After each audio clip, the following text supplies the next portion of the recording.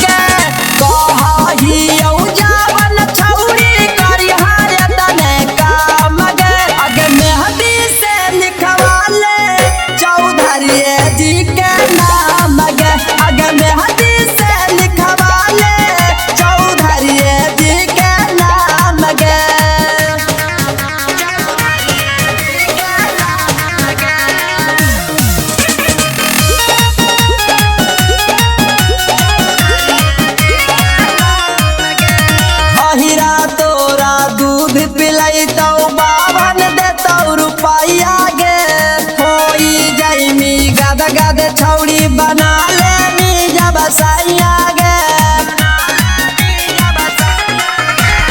पहिरा तोरा दूध पिलाई तो बाभन दे तो रुपैया गे हो जाइमी तू गद गद छौड़ी बना ले जब सैया गे गुमाटी पर छौड़ी खिलैबो मीठा पान गे गुमाटी पर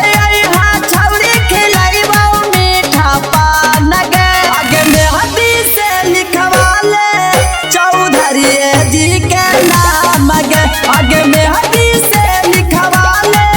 चौधरी जी के नाम गे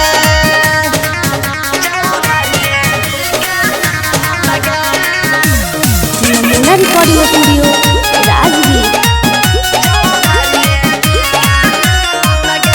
राजा रौशनवा के तू मन ले छौड़ी बात गे राजा देवा रसिया दे तो हरदम तोरा साथ गे आगे राजा रौशनवा के तू मन ले छौड़ी बात गे रवि कंत चौरसिया दे तो हरदम तोरा साथ गे शोभा तो कालैया छौड़ी बढ़तौ तोरो सान गे